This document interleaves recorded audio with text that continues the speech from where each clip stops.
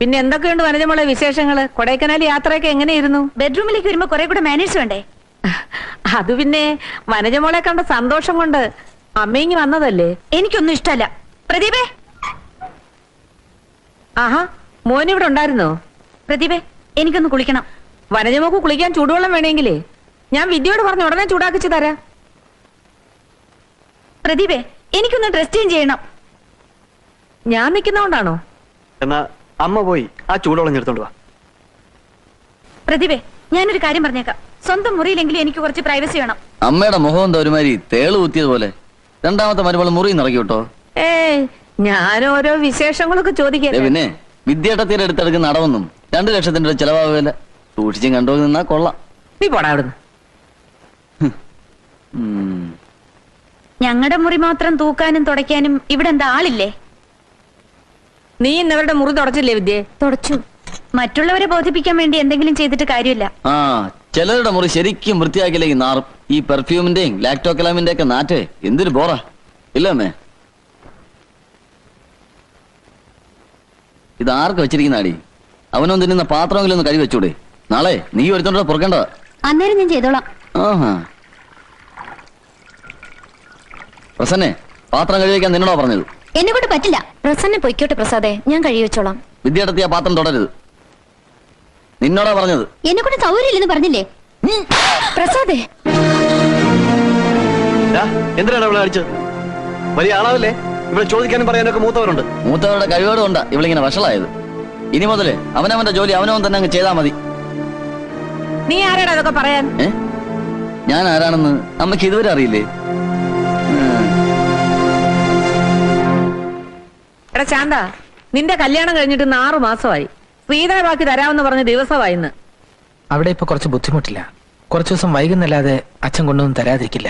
ഇനി അങ്ങനെ വൈകാൻ ഒക്കില്ല. അന്തസ്സുള്ളവരാണെങ്കിൽ ഇന്നലെ കൊണ്ട് തരേണ്ടതല്ലേ? ചതിക്കുന്ന കൂട്ടരാ. ഒന്ന് ഓർമ്മിപ്പിക്കേണ്ട ചുമതല നമുക്കുള്ളതാ. ഞാനിപ്പോ എന്ത് ചെയ്യണം? വിദ്യയുടെ അച്ഛനെ പിടിച്ചേറ്റി അമ്മയുടെ കയ്യിൽ കൊണ്ടുവരണോ? അയ്യണ, അവിടെ വീട്ടുകാരുടെ കാര്യം പറയുമ്പോഴേക്കും അവന് 4 നാക്കാണല്ലോ. എന്നെ കൊണ്ടൊന്നും പറയിപ്പിക്കരുത്. വേഗം അവളെ അങ്ങോട്ട് പറഞ്ഞു വിട്. മോൾ ഒറ്റയ്ക്ക് കയറി ചെല്ലുമ്പോഴേ കാര്യത്തിന്റെ ഗൗരവം മനസ്സിലാകത്തുള്ളൂ.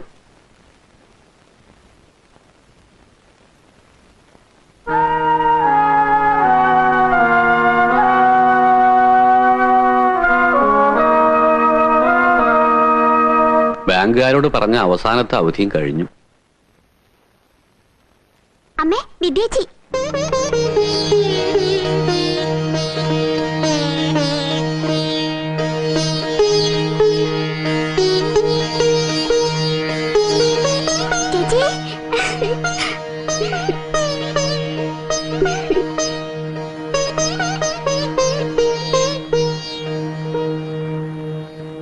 ആയസ, ഞങ്ങളിപ്പോ നിന്റെ കാര്യം പറഞ്ഞിരിക്കായിരുന്നു. ജീവിച്ച് കൊതി തീരാത്തവർക്കല്ലേ ദീർഘായുസ് വേണ്ടത്. ജീവിതം അടുത്തവർക്ക് എന്തിനാ ദീർഘായുസ്? നിന്നെ അവിടെ എന്താ വേദാന്തം പഠിപ്പിക്കണ്ടോ? അതൊരു സർവകലാശാലയല്ല അച്ഛാ. എല്ലാം പഠിച്ചിറങ്ങുമ്പോഴേക്കും ആയുസ് ബാക്കി കാണില്ലെന്നേ ഉള്ളൂ. അവള് വെയിലും കൊണ്ട് ക്ഷീണിച്ചു വന്നിരിക്കല്ലേ. വേദാന്തമൊക്കെ പിന്നെ ആവാം. മോളിഞ്ഞു വാ. ഞാനിത്തിരി കാപ്പി എടുക്കട്ടെ. ചേട്ടൻ വന്നില്ലേ? എന്റെ കൂടെ വന്നാ പിന്നെ ആ തള്ള പൊറുപുറത്ത് മുഖം വീർപ്പിച്ചോണ്ടിരിക്കും. നീ ഒറ്റയ്ക്കാണോ വന്നത്? അതെ. സ്ത്രീധന ബാക്കി അങ്ങോട്ട് എത്തിയില്ല അല്ലേ? നിനക്ക് തരാനുള്ള തുക ഉണ്ടാക്കാൻ അച്ഛൻ ഇനി കയറി ഇറങ്ങാത്ത സ്ഥലമില്ല. ചേച്ചി വല്ലാതെ ക്ഷീണിച്ചു പോയി. സത്യം പറ മോളെ, നിനക്കവിടെ സുഖാണെന്ന് പറയുമ്പോ നീ എത്ര മറച്ചു പിടിച്ചാലും അമ്മയ്ക്ക് മനസ്സിലാവും. നമ്മൾ പെണ്ണുങ്ങളല്ലേ, അതൊക്കെ സഹിച്ചേ പറ്റൂ. നിനക്കൊരു കുഞ്ഞുണ്ടായ പകുതി വിഷമം മാറും. കുഞ്ഞിനോട് അവർക്ക് സ്നേഹം കാണിക്കാതിരിക്കാൻ പറ്റുമോ? അവരുടെ മകന്റെ കുഞ്ഞല്ലേ. നിന്നോടുള്ള പെരുമാറ്റത്തിന് കുറച്ചൊരു മയം വന്നേനെ. എന്താ ഉണ്ടാക്കുന്നത്? എന്തായാലും അമ്മയോട് പറ. എന്നോട് പറയാൻ പറ്റതായി മോക്ക് എന്താ ഉള്ളത്? എന്തായാലും അമ്മയോട് പറ മോളെ. എനിക്കൊരു കുഞ്ഞിനെ ദൈവം തന്നതാണമ്മേ. അവരതിനെ വയറ്റി വെച്ച് തന്നെ കൊന്നു. സ്ത്രീധന ബാക്കി കെട്ടാതെ വന്ന എന്നെ ഉപേക്ഷിക്കാൻ കുഞ്ഞൊരു തടസ്സമാവരുതല്ലോ. എന്റെ ഈശ്വര,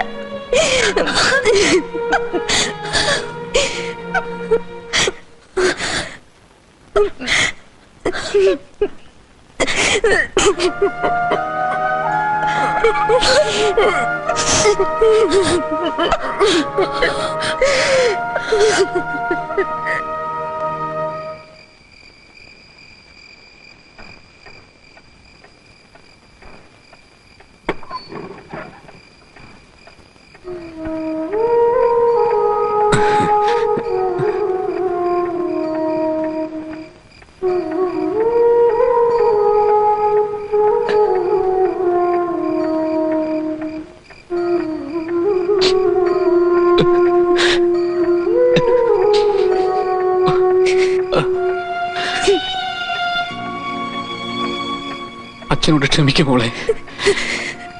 ഒരു നിവൃത്തിയില്ലാഞ്ഞിട്ടാ. ഇനി വീട് മാത്രമേ വെക്കാറുള്ളൂ. അതും കൂടി വിറ്റാ പിന്നെ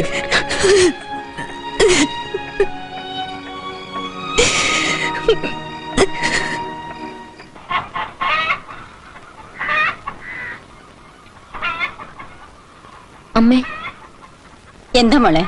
ഇത്ര കാലത്ത് എഴുന്നേറ്റ് അച്ഛൻ എങ്ങോട്ടാ അമ്മേ പോയത്? അത്യാവശ്യമായിട്ട് ഒരാളെ കാണാൻ പോയതാ. നിന്റെ കാര്യത്തിന് വന്നിട്ട് വേണം ജോലിക്ക് പോവാൻ. എനിക്ക് ഇന്ന് തന്നെ പോണമായിരുന്നു. അച്ഛൻ വന്നിട്ട് പോവാ മോളെ. എന്തോ അത്യാവശ്യ കാര്യം നിന്നോട് പറയണമെന്ന് പറഞ്ഞു. ഞാൻ നിന്നെ വിളിക്കട്ടോന്ന് ചോദിച്ചു. വേണ്ട, ഉറങ്ങട്ടെ, വന്നിട്ട് പറയാന്ന് പറഞ്ഞു. വിദ്യജി, വിദ്യജി, ചേച്ചി കുറുപ്പേട്ടിന്റെ വണ്ടി ഇടിച്ചു.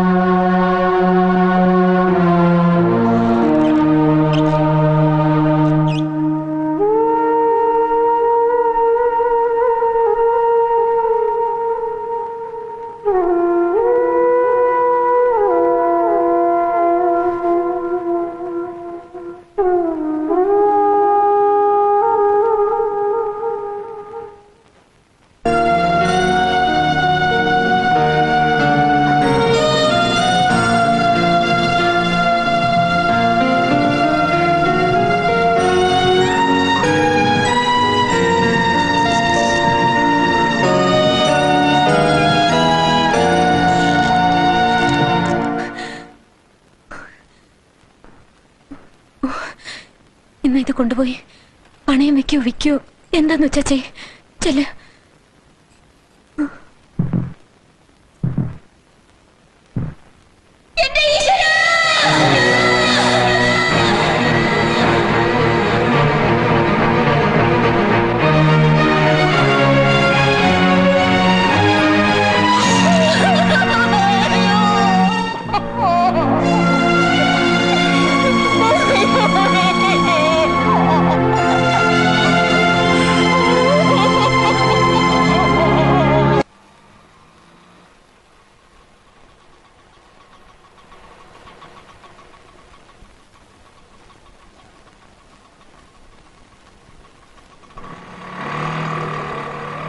അമ്മായി ഇപ്പം മരിച്ചെന്നും പറഞ്ഞ് നീ ഇങ്ങനെ പെമ്പർന്നത്തോടെ പുറകെ നടന്നോടാ. കിട്ടാനുള്ള രൂപ ഇനി ആരോട് ചോദിക്കും? ഇതാ ഞാൻ പറഞ്ഞത്, ശ്രീധനെ ബാക്കി എത്രയും നേരത്തെ വാങ്ങിച്ചോണമെന്ന്. നിന്റെ കയ്യെ കിടന്ന് മറ്റേ 2 വളയം തേടി പണയം വെച്ചു. പണയം വെച്ചോ? ആരോട് ചോദിച്ചോണ്ടടി പണയം വെച്ചത്? ഹോസ്പിറ്റലിൽ പണത്തിന് ആവശ്യം വന്നപ്പോ പണയം വെക്കേണ്ടി വന്നു. നിനക്കിത് വേണവിടാ. ശ്രീധനെ ബാക്കി വാങ്ങാൻ പോയി നീ കയ്യിലുള്ള സ്വർണവും തലച്ചേച്ച് ദാ വന്ന് നിക്കുന്നു. കാതിലേതും കഴുത്തിലേതും ഒക്കെ ഊരി വെച്ചിട്ട് വേണ്ടിയിരുന്നടാ എവളെ വീട്ടിലേക്ക് അയക്കാൻ. വന്ന് കയറിയില്ല, അതിനു മുമ്പേ തുടങ്ങി.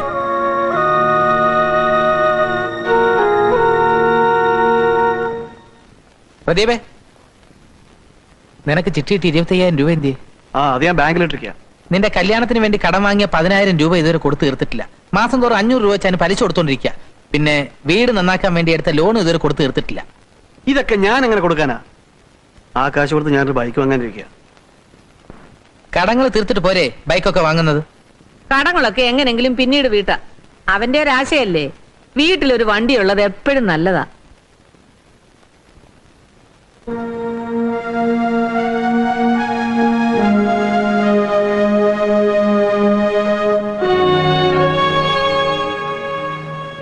പൈസക്ക് വല്ല ആവശ്യമുണ്ടെങ്കിൽ എന്റെ സ്വർണം കൊണ്ടേ പണയം വെച്ചോളൂ.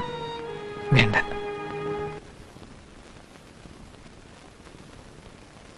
പ്രദീപേ, എന്റെ ചെയിൻ കാണുന്നില്ല. ഏത് ചെയിനാ? ആ ഫാൻസി ചെയിൻ. അത് അവിടെ എവിടെയെങ്കിലും തന്നെ കാണും. ഇവിടെ എങ്ങും ഇല്ല. ഞാൻ ഇവിടെ മുഴുവൻ നോക്കിയതാ. അവിടെ ഒന്നും ഇല്ലെന്നേ.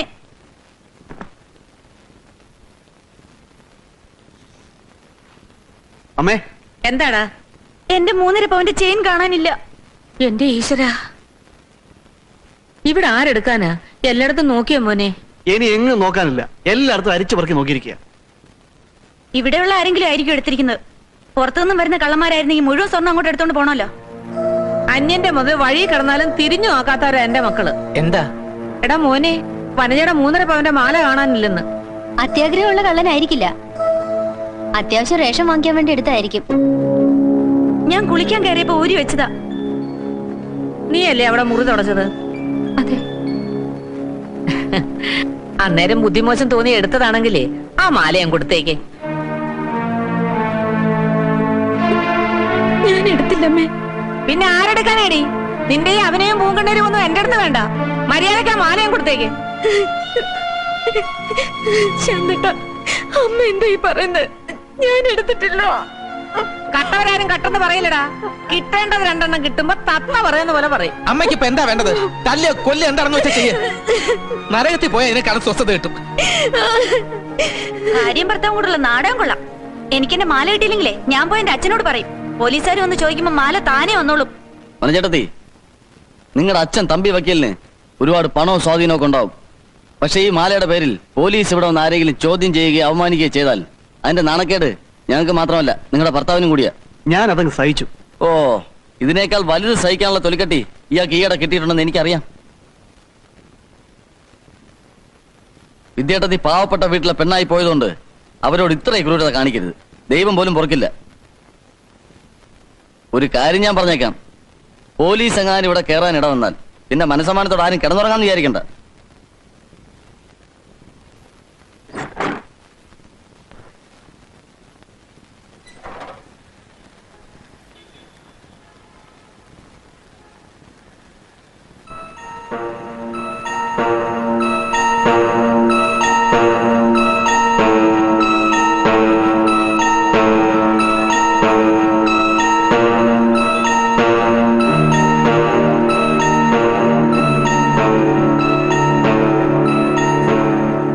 പ്രസന്നെ, നിന്റെ കരുതി കിടന്ന മാല എന്തി? ഏത് മാല? നമ്മുടെ വനചേട്ടത്തിന്റെ മാലേ. വനജയുടെ മാല എങ്ങനെയാ അവിടെ കൈ വരുന്നത്? ആ, അതെങ്ങനാ വരുന്നതെന്ന് അമ്മയ്ക്ക് ഞാൻ കാണിച്ചു തരാം.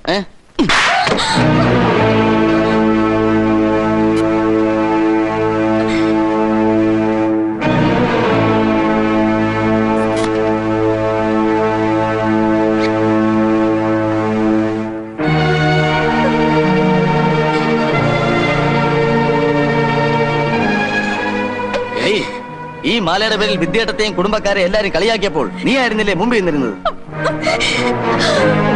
കുടുംബത്തിന്റെ അന്തസ്സും അഭിമാനവും പറഞ്ഞു നടക്കുന്ന അമ്മയ്ക്ക് മകള് മാല മോഷ്ടിച്ചതിനെ കുറിച്ച് ഒന്നും പറയാനില്ലേ? വിദ്യേട്ടത്തെ കളിയാക്കാൻ അമ്മയും കൂടി കൂട്ടുന്ന മോളെ കൊണ്ട് എടുപ്പിച്ചായിരിക്കും അല്ലേ? ദേ നീ വേണ്ടാതെ പറഞ്ഞാലുണ്ടല്ലോ നിന്റെ തലയിൽ ഇടുത്തി വീഴും. ഇടുത്തി വീഴേണ്ട തലകള് ഇവിടെ വേറെ ധാരാളം ഉണ്ട്. ആ മതി മതി, ആ മാലയിങ്ങ, ഞങ്ങൾക്കൊന്ന് വെളിയിൽ പോണം. ചേ, അങ്ങനെ അങ്ങ് ധൃതി പിടിച്ചാലോ? ഈ മാലയ്ക്ക് വേണ്ടി എന്നെയും വിദ്യേട്ടത്തെയും പോലീസ് സ്റ്റേഷനിൽ കയറ്റാനായിരുന്നില്ലേ നിങ്ങളുടെ രണ്ടുപേരുടെയും തീരുമാനം? എന്നെ ആക്ഷേപിച്ച് അവമാനിച്ചതും ഞാനങ്ങ് സഹിച്ചോളാം. പക്ഷെ ഈ മാലയുടെ പേരിൽ നിങ്ങൾ വിദ്യേട്ടത്തെ കണ്ടവാനം കണ്ണീര് കുടിപ്പിച്ചു, മുഖത്തോക്കി കള്ളി എന്നവരെ വിളിച്ചു. അതിനെന്തെങ്കിലും പറയാനുണ്ടോ നിങ്ങൾക്ക്? ഇനി എന്താ പറയാനാ? മാല കൈ കിട്ടിയല്ലോ, ഇനി നുള്ളി പൊളിക്കാനും തലനാരഴ കീറാനും ഒന്നും നിക്കണ്ട. നീ ആ മാല ഞാൻ കൊടുക്ക്. കുറെ നുള്ളി പൊളിക്കുകയും തലനാരിയുടെ കീറുകയും ഒക്കെ ചെയ്തതല്ലേ? അത് അനുഭവിച്ചവർക്ക് അതിന്റെ വേദന കാണും. അതുകൊണ്ട് വനചേട്ടത്തി മാപ്പ് പറയണം. എന്റെ മാലയ്ക്ക് വേണ്ടി മറ്റുള്ളവരുടെ കാല് പിടിക്കാനും മാപ്പ് പറയാനൊന്നും എന്നെ കിട്ടില്ല. മര്യാദയ്ക്ക് ആ മാലയും കരുന്നാ നല്ലത്. തരാൻ എനിക്ക് മനസ്സില്ലെങ്കിലോ? ഞാൻ അഡ്വക്കേറ്റ് കുമാരൻ നമ്പിയുടെ മോളാണെങ്കിൽ എങ്ങനെ നിന്റെ മാല മേടിക്കണമെന്ന് എനിക്കറിയാം.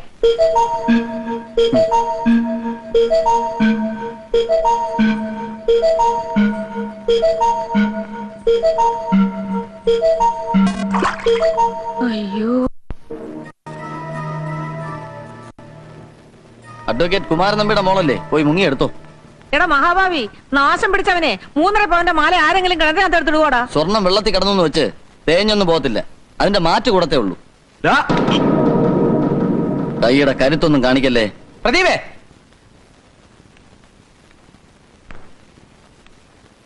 ഏട്ടനും അനിയനും തമ്മിൽ തല്ലുന്ന അവസരം കൊണ്ടെത്തിച്ചപ്പോ എല്ലാവർക്കും തൃപ്തിയായല്ലോ.